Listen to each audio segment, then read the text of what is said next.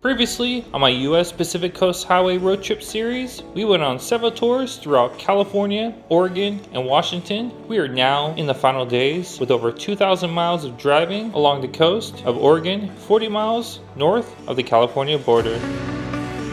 Today, we're going to continue the drive on the coastal roads of the 101 highway before switching to Highway 1 of the California coast. Show you some amazing views along the drive throughout some of the absolute best views of the entire trip. Hang out and enjoy. About ready to leave now. We cleaned up camp. And yeah, lost my audio due to the wind. So a quick overview of this amazing campsite. At the time of this recording, there is over 50 campsites in total, along with a good sized RV lot. Most campsites has electrical plugins, a water line, fire pit, and picnic tables. This is our bathroom here. Get a sink. Nice clean shower. You don't really see this too often. No time limit. It's free to use. Obviously a flushing toilet. For camping, this is pretty luxury. You don't really see this too often. Prices vary based on the size of the campsite you choose, location, and the time of the year. Much like booking a hotel online with an algorithm that has never made sense since the beginning of time. I went during a slow time of the year, so I was able to get a campsite without a reservation. After talking to the owner, he had stated that in the high season of May through September, all sites are always fully booked. I can honestly say you definitely get what you pay for, so no argument with the price. It's definitely best to pre-book in advance to get the best price and of course the location you want, especially if you're wanting to book several camping spots close together.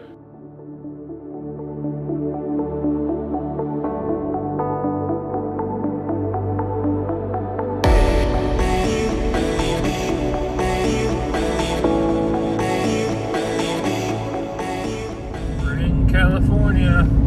We're just a few miles away from the Redwood National Forest. The trees are slowly starting to get taller. Located about 10-20 miles south of the North California border.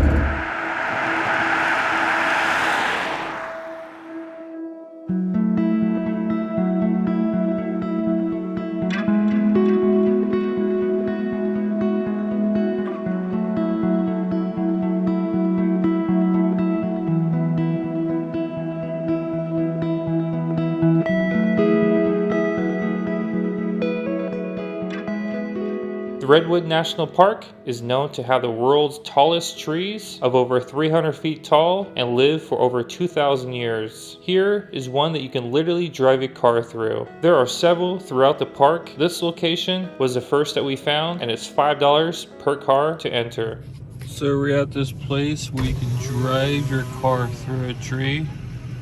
We're just waiting for that truck to be done, taking all their pictures. That's it right there. Look at that truck though. It has 3 doors. Yeah. That's nuts. Huge. So now our turn to enter.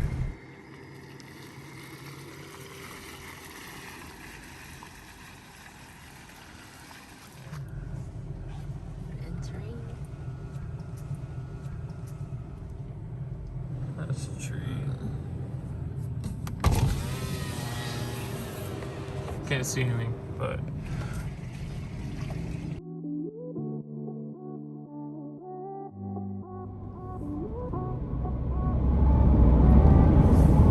well, that was a fun little adventure driving through the inside of a tree.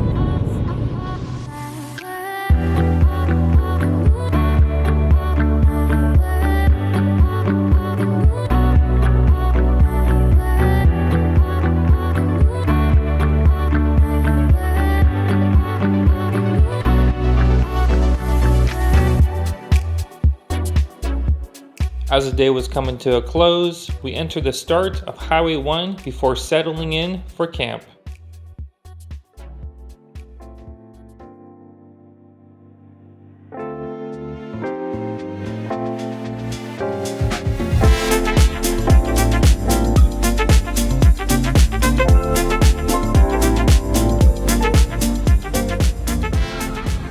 Good morning. only have a couple days left of the road trip. Today we're gonna cross down into San Francisco, maybe spend an hour or two there.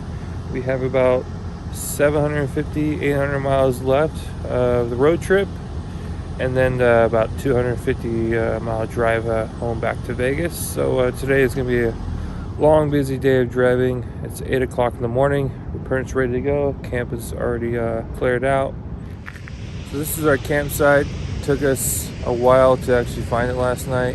But the site's actually pretty good. You don't have to reserve, you just show up. There's lots of camping spots, at least during the week, in the off season that is. Westport-Union Landing State Beach. It's a campsite. It's actually a really nice campground because it's close to the beach. I don't know if there's actual sand down there or if it's just a cliffside. I took a walk down here. There's some trails over that way.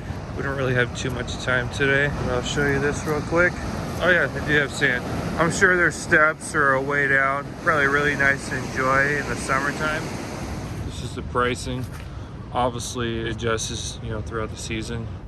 Got the sun coming over the mountain there. Some morning California fog.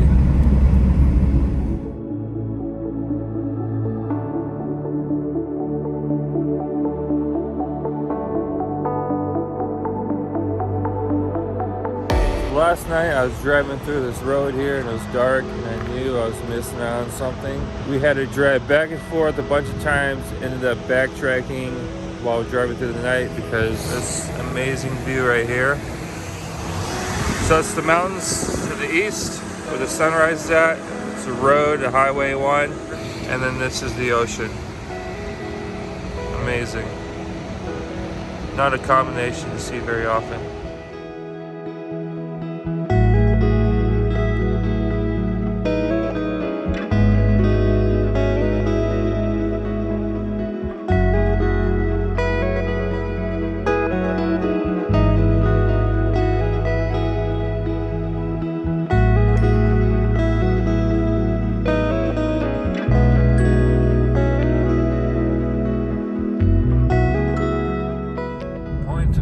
Lighthouse.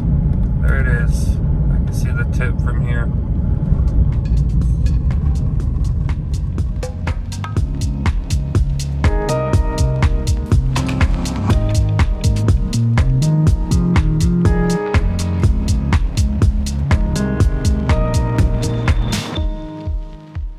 This lighthouse here is over 150 years old. The museum inside was pretty cool. Gift shop in here. Check out some cool little history things about the lighthouse. I don't know too much about lighthouses or what they're used for, but I thought it was pretty neat. Pretty cool spot here, California. If you're on this side, come check it out. I'll put the location in the bottom there.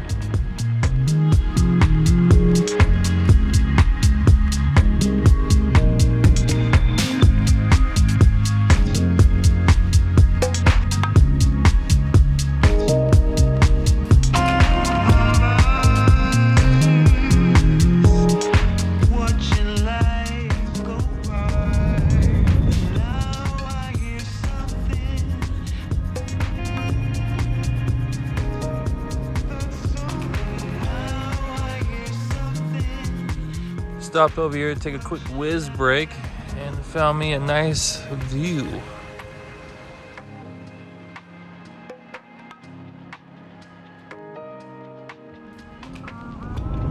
We're between 40 and 60 miles north of San Francisco. We should be there in about an hour or so. I realized.